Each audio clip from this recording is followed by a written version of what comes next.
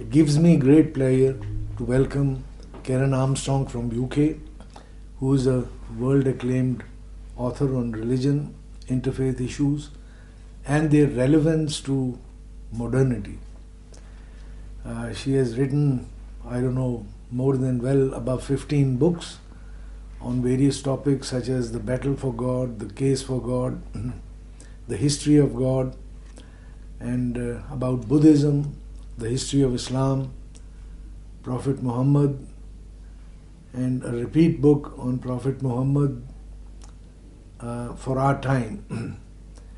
And then in the early days, there were books on the narrow gate, the spiral staircase, which recounted her experience of being a nun in a Catholic teaching order. And these books have been very popular, and they have explained religion in modern terms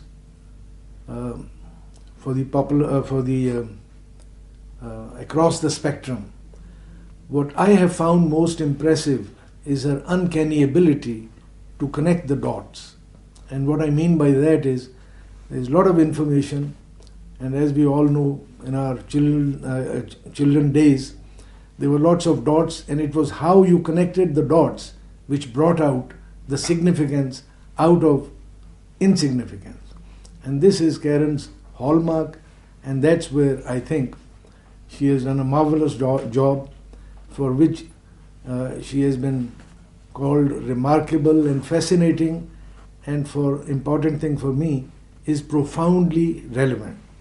So now, Karen, with that, if I may ask a question which is on the mind of many people here, that you wrote a book about Prophet Muhammad in the 90s, and then you wrote another book, The Prophet for Our Time.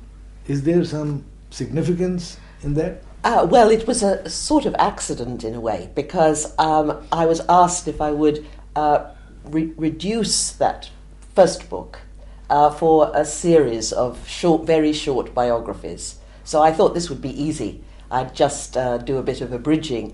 But when I looked at it, once you start cutting a book around, you can take the soul out of it. And then I looked at it too, and I wrote my first book in 1990.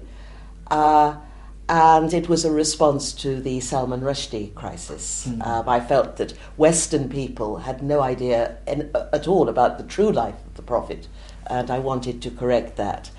But of course, the world had changed dramatically since then, and there'd been new research too on the origins of Islam, and I felt we needed to hear more about the connection between religion and violence, especially in the wake of the atrocities of September the 11th.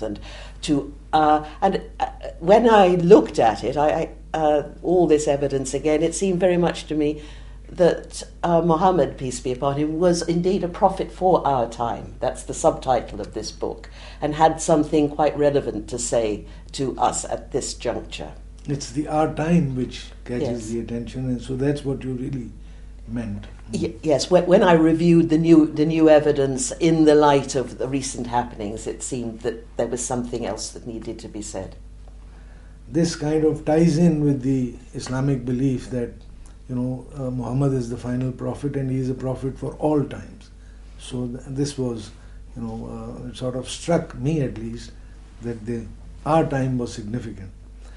And you've also called yourself a kind of freelance monotheist. Maybe you've been asked this question many times. What does it mean? Well, this has dogged me, rather like an old tin can being tied to my heel. I said this in a rather light-hearted way years ago, to say that at the moment I'm in recovery, I think, from convalescent from a difficult religious experience when I was a young girl. And it has been my study of other traditions, Islam and Judaism, and also Greek and Russian Orthodox Christianity, which is quite different from its Western variant. Indeed. And I drew nourishment from them all, is what I mean to say, that each one I see as having their particular genius.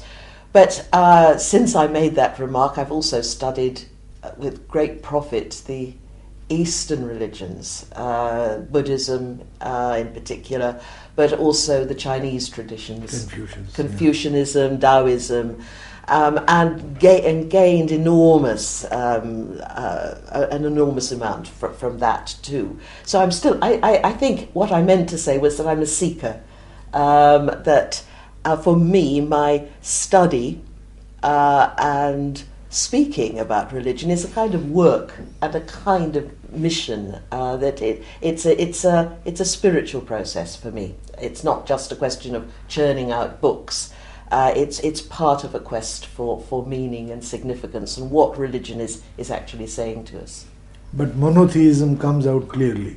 It does, but I think we can all in our 20th, 21st century mentality, we can get a lot of advice from the Eastern traditions too. No doubt. In their stress on the ineffability of the divine, that we can't say we've got God tied up and we know exactly what he thinks or says. That there's always, religious language must always point through itself to a transcendence. It must remain translucent to transcendence.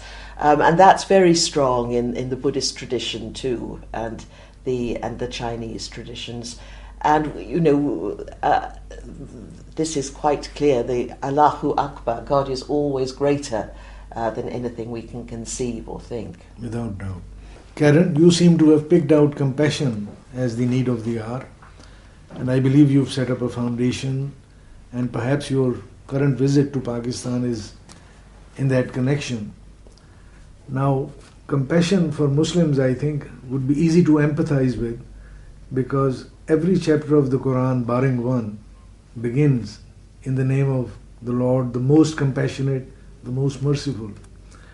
Would you care to sort of distinguish between compassion and mercy, and I think compassion and mercy both are slightly different facets of the same quality. Compassion really means a responsibility and concern for other people's pain, concern for all of humanity. Mercy tends to be set more like forgiveness, and that is a sort of part of compassion, but it's slightly separate too. Compassion means to experience something with somebody else. The word Rahman is related to the word for womb, and this suggests mother love. And a mother not only dangles a pretty little baby on her lap, but she has to get up to it night after night, however tired she is. And when the child grows up and perhaps becomes a disappointment or a heartbreak to her, a mother never gives up. Never, yeah. And we are told that we must have compassion for all beings, that we take responsibility for them as a mother her only child. And we never give up on any human being, however disappointing or rebarbative or awful they may seem. So I think this is the need of the hour, because unless we learn to relate to other people, to put what's called the golden rule, never treat others as you would not like to be treated yourself, we're not going to have a viable world. We have to learn respect. We have to build a global community in which all peoples can live together in harmony. And we need a global democracy where all people's voices are heard, not just those of the rich and the powerful. And here in Pakistan, we are we're launching my Charter for Compassion, a charter which was composed by leading thinkers in 6 major world religions, as a sign of the fact that we can all work together, whatever our religious differences, for peace and for justice. And in Pakistan, we're going, particularly the core team here is for education. We are going to try and introduce compassionate curriculum in schools, colleges and universities. And we have in each city, we have a core group, and we're encouraging people to get active, to see how they can learn more about compassion and translate it into the difficult, complex circumstances of the 21st century, because we need to recover our sense of humanity. We need to recover the compassion that lies at the root of all religion, which has tended to get pushed to one side in the interests of other concerns. Not that those concerns are not important, they are. But the Quran, for example, is a call for compassion in every chapter. It is a call for justice, for treating people, vulnerable people, with respect, for reaching out to all tribes and nations, to never turning away a person who is in need. And I think that we, just as in other traditions, we all need to do some work to bring that compassionate voice of religion to the core. And that's what we're going to try to do in our educational project here in Pakistan. So right. And yet there are other values like truth, justice, equity. I suppose you will be going to get into these in due course, or? I think we're all searching for truth. But of course, there's always truth. There's always something about it that eludes us. Truth is indescribable. We're always searching.